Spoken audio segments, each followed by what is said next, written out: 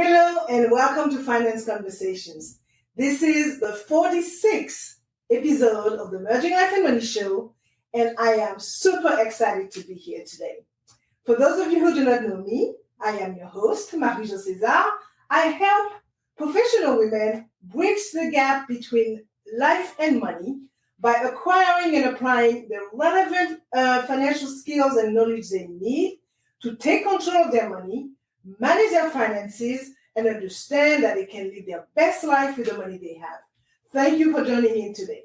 If you are watching the replay, make sure to type hashtag replay in the show, in the chat, I should say, and leave me some comments and questions. Welcome, and welcome. I come to you live every Thursday at 5 p.m. Pacific Standard Time to share valuable information about how to achieve financial wellness and live your life with means and meaning. For the next few shows, I will be exploring the way in which each generation handles their money and their finances overall.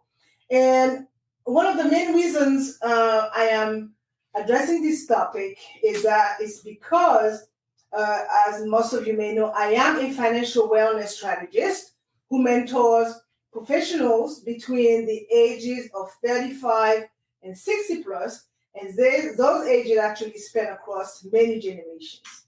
So I would encourage you to grab a pen and a notebook, as you might want to take some notes to share with family members, friends, colleagues, etc., because it is about sharing values that could benefit others. So remember, if you have any questions whatsoever, make sure to type them in the chat.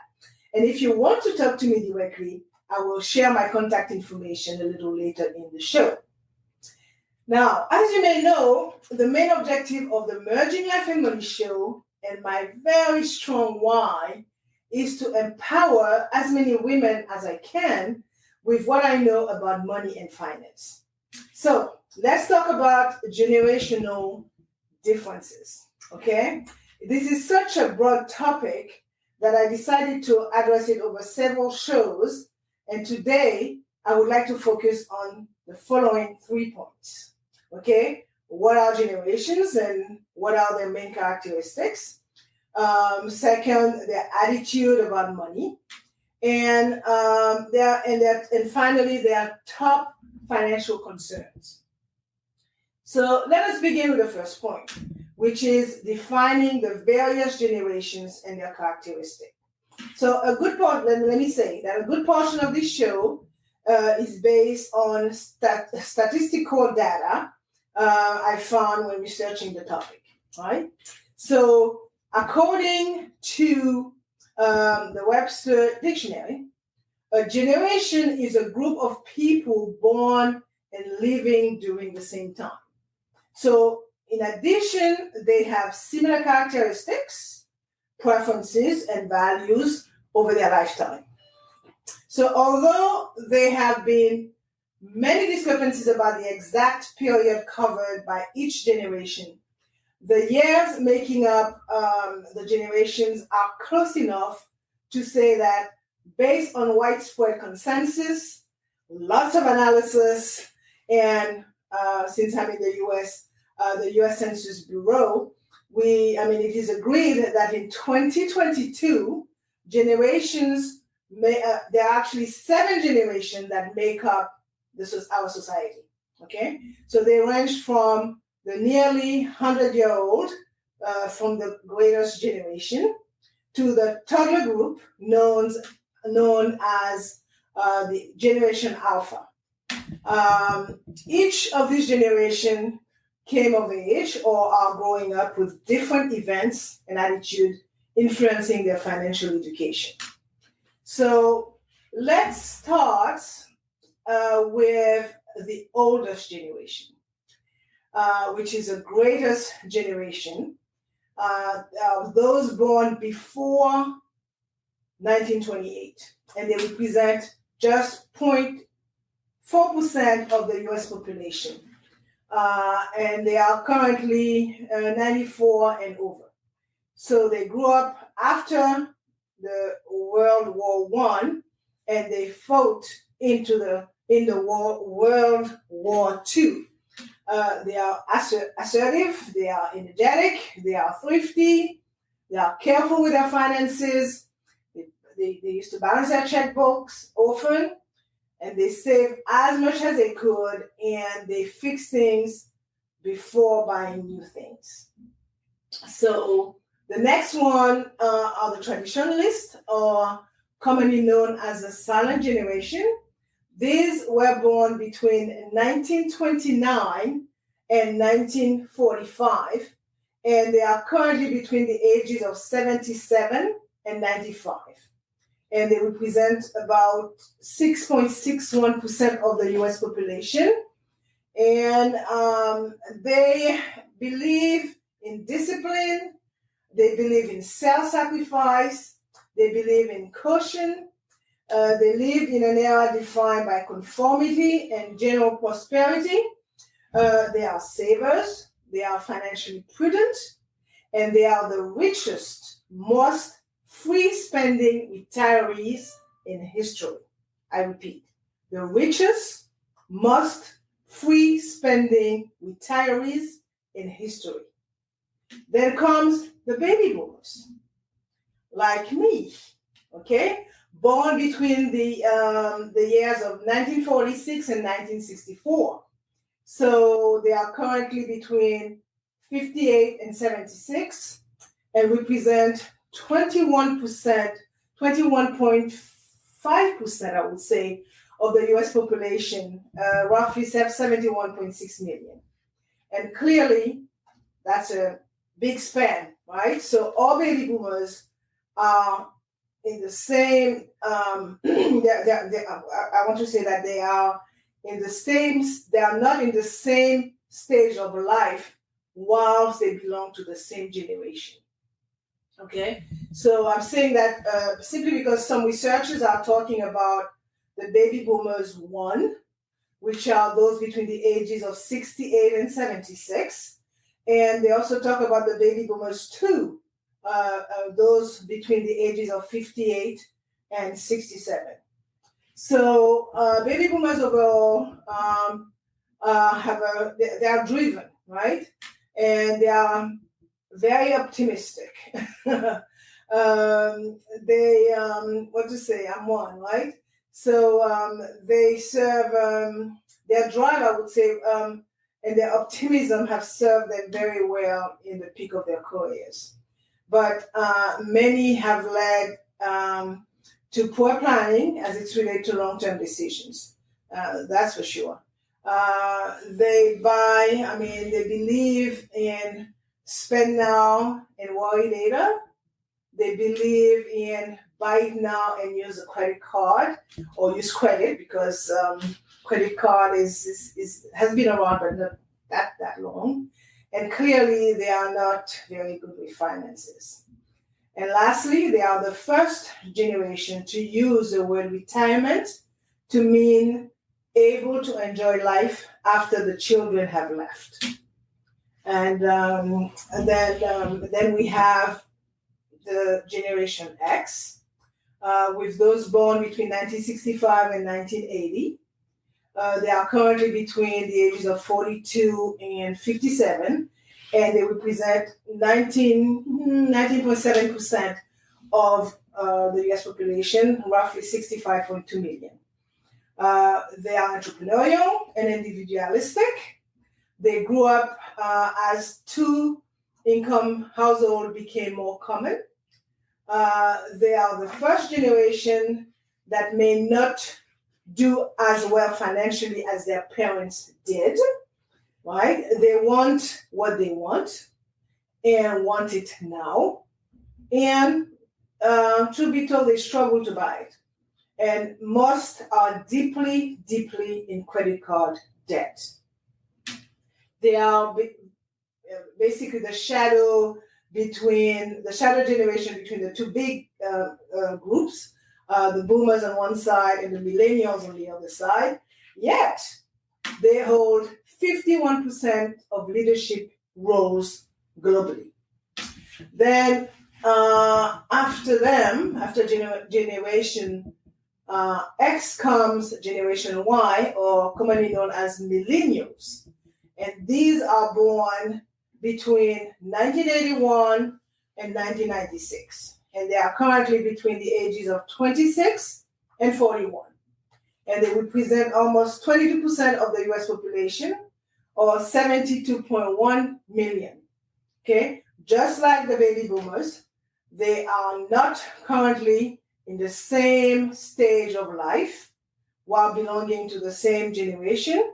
Okay, they are typically split between Generation Y1, ages 26 to 29, and Generation Y2, between the ages of 29 and 41. I could tell you, I have 2 millennials for kids, one in each of those categories, Gen X1 and Gen Y1 and Gen Y2, and I can attest to the differences. Millennial tend to return to conformity, in part because of the nurturing and the highly involved parents who maintain authority long into their lives, guilty as charged. They hope to be the next great generation to turn around all the wrongs they see in the world today, right? And they are eager to spend money and want to retire early, having quote unquote saved their money. They schedule everything, okay? And when they were kids, I could speak for myself. They were very involved, and very often invited to play a lead role in family purchases, and travel decisions. And lastly, their heroes are their grandparents, right? So after the millennial, we have the Generation Z or Z, or depending where you are. They are born between 1997 and 2012, and are currently between the age of 10 and 25, and they represent 35% of the US population, or 68 million. They began using cell phones and other digital technology very young, leaving behind, the traditional toys like the tea sets and the trucks and the cars. And then we have Generation Alpha, which starts with children born in 2013 and will continue at least through 2025. So they will be the most educated and tech-savvy people that ever lived. They don't remember a time before computers, smartphones, or Facebook. Okay, so having described the generations, I want to take a quick look at the few characteristics, the characteristic for each generation. I want to start with the baby boomers, because I don't have much to say about the silent generation and the one before that. So baby boomers are the biggest consumers of traditional media like TV, radio, magazines, and newspapers. Despite being so traditional, 90% of baby boomers have a Facebook account. And as for the Generation X, they still read the newspaper and the magazine. They still listen to the radio, maybe the car, right? If they don't have their phone hooked up to the car, and they still watch TV a little bit, right? And statistics show that they watch about 165 hours worth of TV a month.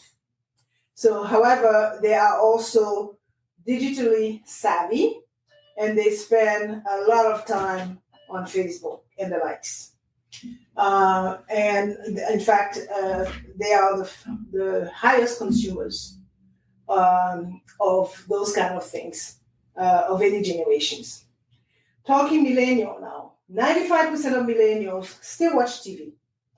But Netflix edges out traditional cables as their preferred provider. Okay? This generation is extremely comfortable with mobile devices, but 32% will still use a computer for purchases. They typically have multiple social media platforms or accounts.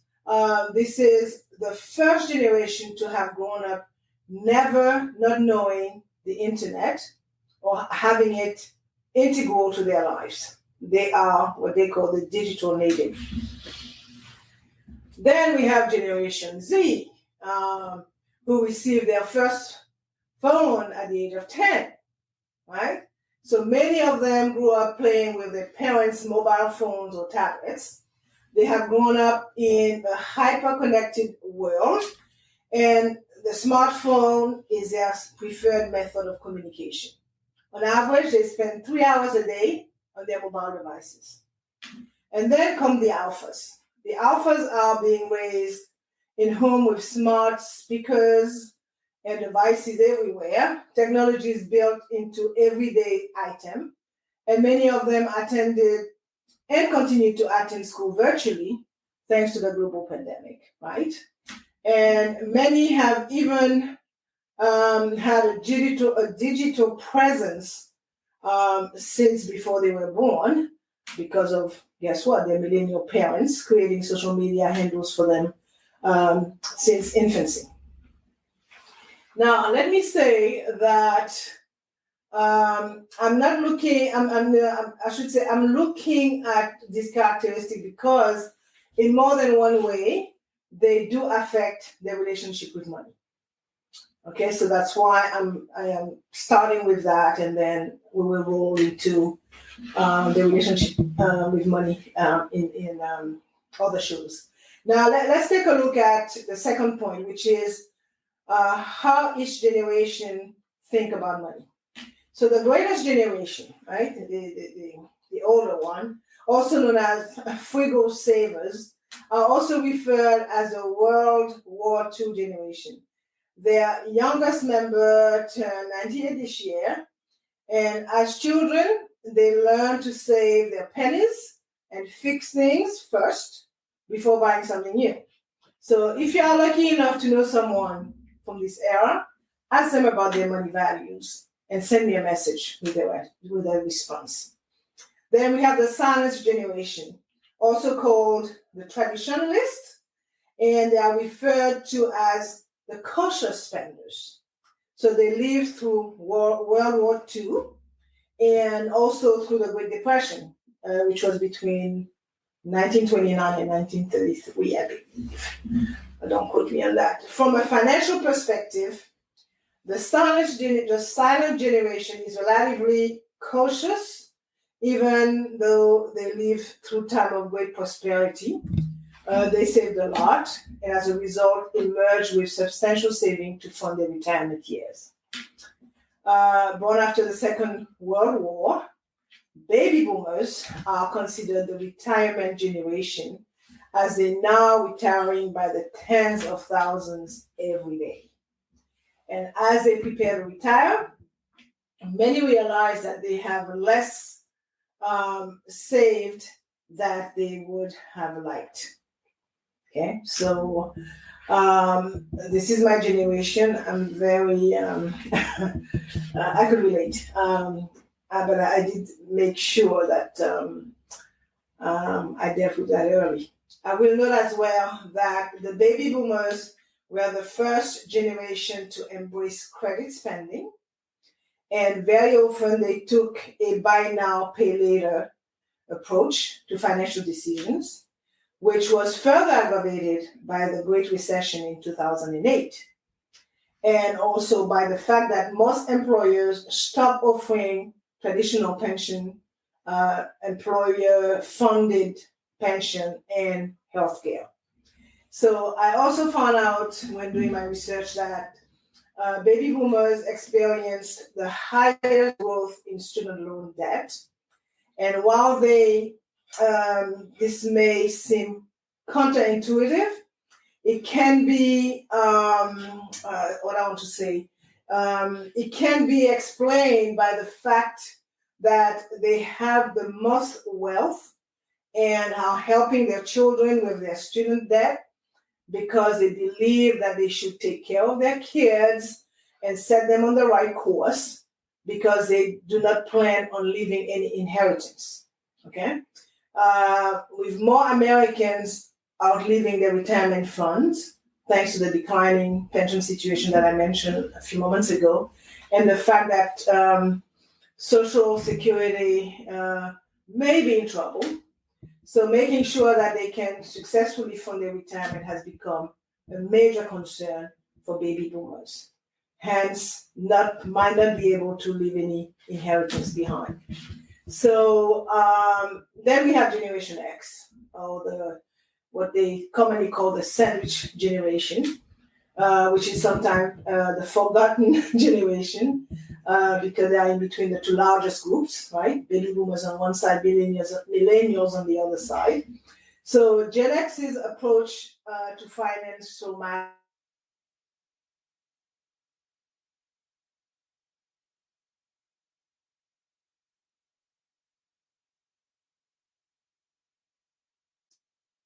the norm.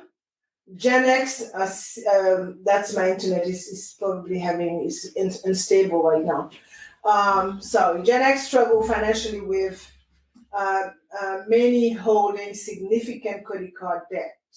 Okay, they are trying to raise a family. They try to pay off their student debt and take care of their aging parents. Okay, so these demands put a high strain on their resources. Just imagine the average Gen Xer currently carries about $142,000 in debt, although most of it could be their mortgages, but a lot of it also is their student debt, student loan debt. They are looking to reduce their debt while building a stable saving plan for the future. Okay, and with many jobs no longer coming with pension, retirement planning is also on their mind. So then we have the millennials. They are known to be somewhat financially conservative. The older millennial came of age during the struggle between, I would say it was a struggle for them when they became of age, simply because finding work was difficult during the Great Recession in 2008. They were in their early 20s and they are still working to catch up financially. So living through turbulent economic times may have made many millennials more practical in terms of saving money and being financially conservative investors. And thanks to the burden of heavy student loan as well, millennials are emerging as being fairly disciplined, quote unquote, financial planners who are delaying milestones such as getting married, buying a home, or having children. Okay, so they use digital tools to help manage their debt and see their bank as transactional as opposed to relational.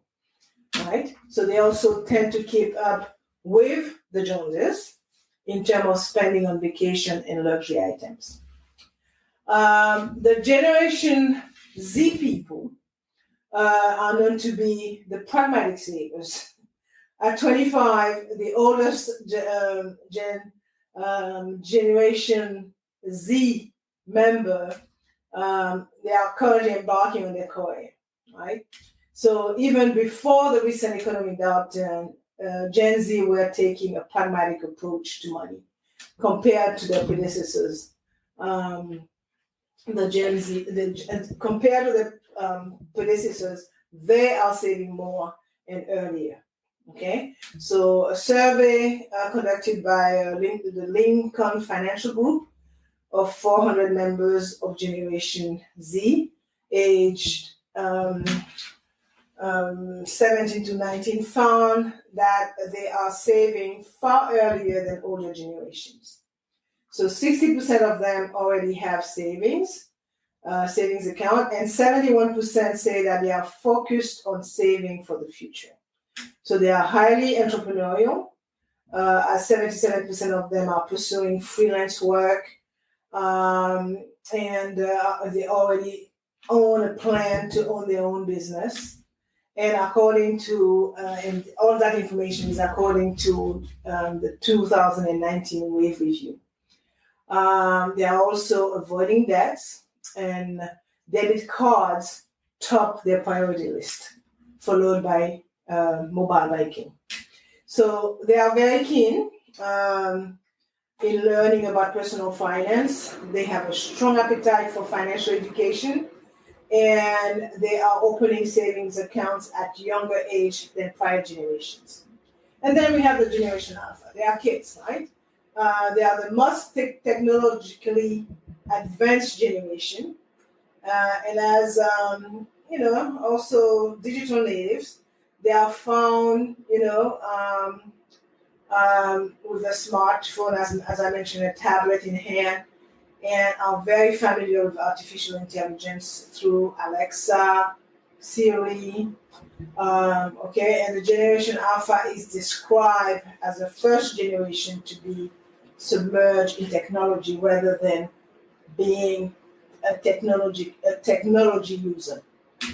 So experts predict that this generation will be the most educated and technologically savvy, as I mentioned earlier, with money attitude, greatly molded by the recent economic challenges. So in the near term, they are ready to learn the financial education basics, including how money is earned, the differences between needs and wants, and the satisfaction that comes with saving. So they view the world through a collection of screens, and will be even more disconnected from the idea of cash. They will likely first encounter money as a number on a screen and spend it through apps and other form of e-commerce. Now, let's look at the third point, and I'm mindful of the time, which is the main concern, financial concern among generation. And I'm going to focus on only the three generations: the boomers, Gen X, and the millennial. Whether you're a boomer or a saving for retirement, or a millennial paying off debt, a common concern, no matter the generation, is money. So, according to a survey by PricewaterhouseCoopers, finances are the top cause of stress for 38% of boomers, and for 38% of boomers, for 46% of Generation X's, and for 51% of millennials. So the key concern for boomers is retirement. Okay, plain and simple. The survey revealed that for 45% worry about not being able to retire when they want, although 79% of boomers are saving for retirement. 52% believe that they will have to delay retirement because they would have not saved enough. And the biggest retirement concern cited by boomers are health issues and healthcare costs. So as a result, 23% of boomers are delaying retirement in order to retain their current health care benefits. So let's look at the Generation X, the sandwich generation. What are their key fears? 50% of that generation are more worried about running out of money in retirement, right? The reason being that 26% have already withdrawn money from their retirement plans to pay other expenses. The survey also revealed that meeting monthly expenses is a concern for them as well. And as a matter of fact, 44% find it difficult to meet household expenses on time each month. That's pretty pathetic. And 53% consistently carry balances on their credit cards, which lead to a bigger problem, which is debt, right? The debt problem. And lastly, 22% of Generation Xers said that they are also worried about employment. So when asked if better job security would help them achieve future financial goals, 26% agreed with that, which may explain why Generation X worry more about both the future and their current living expenses. So now over to the millennials, right? What is their greatest concern? The survey disclosed that millennials are more concerned with meeting current expenses, similarly to their Gen X counterpart. They are also finding it difficult to pay household expenses on time every month. So this comes as no surprise, okay? When you take into consideration that 42% of millennials have student loans, and those millennials, and of those with student loans, 79% say that those student loans have a huge impact, a significant impact on their ability to meet other financial goals. So what had happening is, so in order to make and meet, they resort to their credit cards to pay for monthly necessities. They use their credit card balance as income, and 40% of those who constantly carry balances on their card find it very difficult to even make a minimum monthly payment on the card. And so again, they are falling in very quickly in the credit and debt vicious cycle. So I'm going to stop here for today. It's already past 30 minutes. And as I referred a lot to statistical data, I will sum it up.